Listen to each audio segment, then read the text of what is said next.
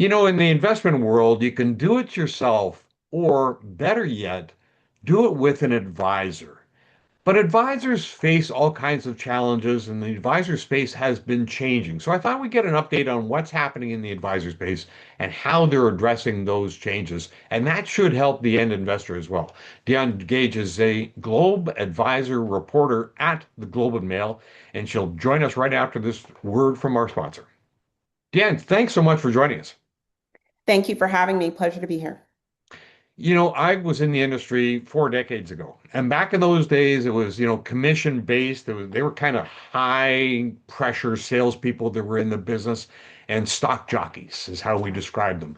As I was leaving the business 3 decades ago, it became more mutual funds, and people started working that way. You've been in the industry for a long time. When did you start? Oh, I don't know if I'm going to tell you when I started, but no, I'm just kidding. 1999. Okay, so you were even later than I was. The fund industry was well underway. Tell me about what you remember from advisors in those days, because you were at advisors.ca and other spots as well. Yes, that's right. I was at advisor.ca. I was at Advisor's Edge. In fact, when I joined Advisor's Edge, which started in 98, I started there in 99. So it was relatively new. And when I joined the industry, it was at the height of the tech boom. And I remember at that time, the consumer sentiment seemed to be at that time, why do I even need an advisor? Hmm. It just, remember how all those stocks were going up and it just seemed like a no-brainer to people, I'm just gonna buy technology stocks and set it and forget it. And well, we all know what happened in the end in April 2000, if you will. But one of the things that, and my readership is financial advisors. So the good ones, they were advising their clients about diversification. They weren't also talking about product. They were talking about your overall plan as a whole, the whole concept Hmm. of financial planning. It wasn't new, but there seemed to be more, it seemed to be an increasing phenomena, um, emphasizing people's goals, meeting those goals, less about selling stocks, equities, bonds, that kind of thing, and mutual funds. Yeah, it's interesting. I remember when that planning process kind of came into place. It seems to me, now correct me if I'm wrong, it seems to me it started happening when some of these advisors were also allowed to sell not only stocks and mutual funds, but also insurance. Is that your sense? Yes, that definitely. I think before there were certain pillars, investments over here, insurance over here, generalists over here, trust companies over here. And over time, it became known as something as wealth management. You know what? There's ways for all of you to work together, as opposed to trying to fight for your little piece of the pot. Why not work together to serve the client in the best possible manner? Yeah, yeah. And if anything, the planning, that whole planning aspect, there are separate financial planners themselves. That whole planning aspect is exploding even now. Is that your sense? Yes, I think people realize that professional advice is not free. It's not just about how well your investment returns are. It's also about it's also about tax planning. It's about risk management.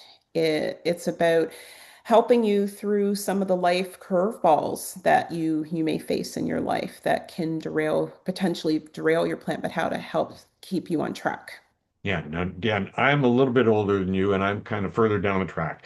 And my whole life to this point has been accumulate, accumulate, accumulate. But now we're moving into, I'm getting closer to retirement. Knock on wood, not too soon.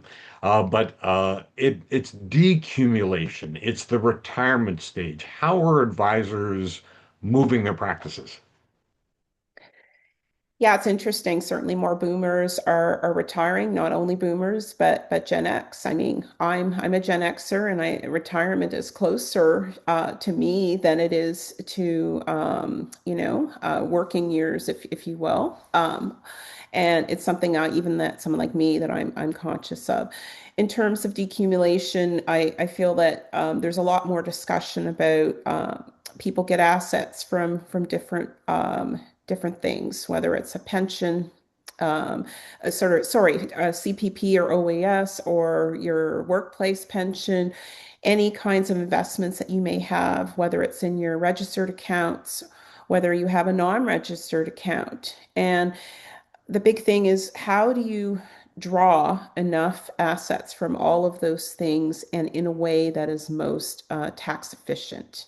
Um, in the past, I feel there wasn't a lot of emphasis on that. People were just sort of left to their devices, but now there's a lot more focus on what's most tax effective. Yeah, it's interesting too. I mean, throw in things like philanthropy and charitable giving and intergenerational transfers. Those are some of the challenges. How are advisors tackling those? There's a lot more nuanced discussions. So there's discussions with the advisor. I'm hearing that advisors will often bring in, if the client's other trusted advisors into discussions with the advisor, whether that's an accountant or an estate lawyer. If the client doesn't have any other advisors, they may refer people like that to them. So it's much more nuanced, and there's more people around the table discussing all the issues together. Yeah, I guess a team approach. And I know you've written several articles. I just want to go back to charitable giving and philanthropy.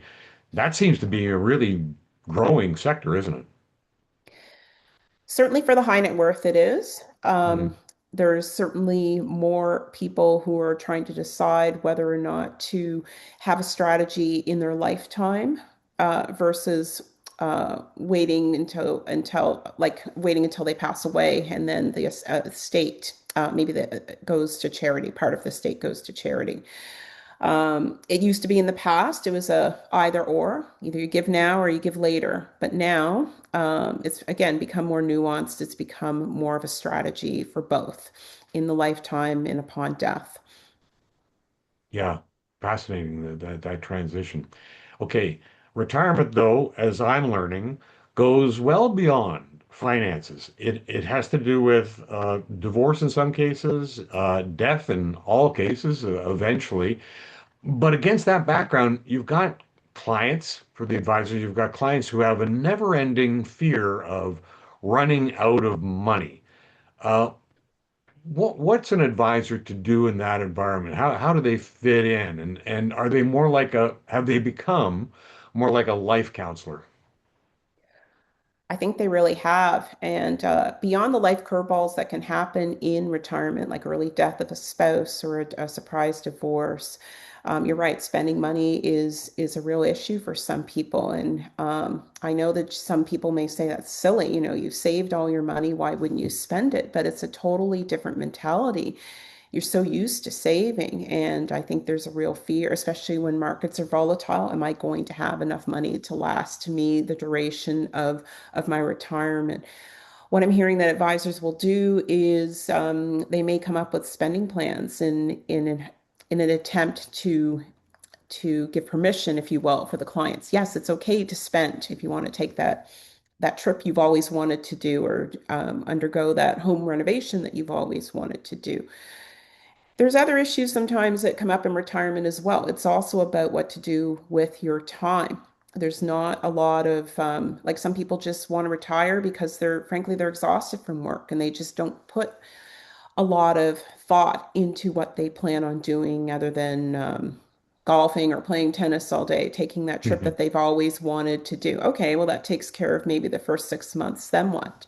Retirement can be long, right? You've got to figure out what it is you want to do with your day. So I find advisors are having more of those types of discussions with clients beyond the assets. What is your plan? What do you plan on doing during the day? Do you plan on volunteering? Do you need any suggestions or referrals to people who maybe you want to talk to about these kinds of issues? But these advisors come from a financial background. How do they get training, or how do they get trained in dealing with those aspects of their relationship with their clients? There are some advisors that are also taking training in financial therapy as well. They have that as a specialty. And I think some of them, some of the better ones are just natural at doing that. They're just used to having these engaging conversations with clients anyway. And they sort of learn if you go as you will. Yeah, yeah, I'm going to harken back to 4 decades ago when you had the stock jockey mentality. Your top clients got a phone call several times a day, or at least, once a week kind of a thing, because things were hot and things were moving. And it's almost like the advisors over the ensuing decades called their clients less often. Are you seeing a trend back to, and that would have been annual or, every biannual or something like that. Are you seeing a trend back to more frequent interaction with your client? I think so. I think there's probably different buckets. Like right now, we're just coming out of tax season for Hmm. employees anyway. There's it's still tax season for business owners, self-employed. But anytime, I think now it's sort of based on what is going on in the client's life. If you know that the client is, say, 6 months away from retirement, maybe you're having a lot more ongoing discussions about what you plan to do in retirement, what the the withdrawals of the assets looks like, for example. Mm. Um, if, for example, maybe you have an adult son or daughter who is struggling or with buying a house, and you would like to be able to, as a parent, help to fund the down payment. There might be discussions around that. And with charitable giving, it sort of depends on what the client's needs and wants are. It's not just about products anymore. I find that clients they're just coming to the advisor with whatever is going on in their life, whether it's helping to fund an adult child's house, give more to charity, maybe purchase something that they're not sure if they have enough money to do that and still have enough in their retirement nest egg, if you will.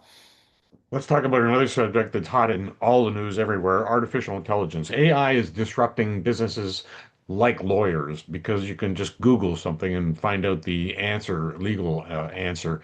Accountants would be like that. How does AI interact, or how are advisors interacting with AI?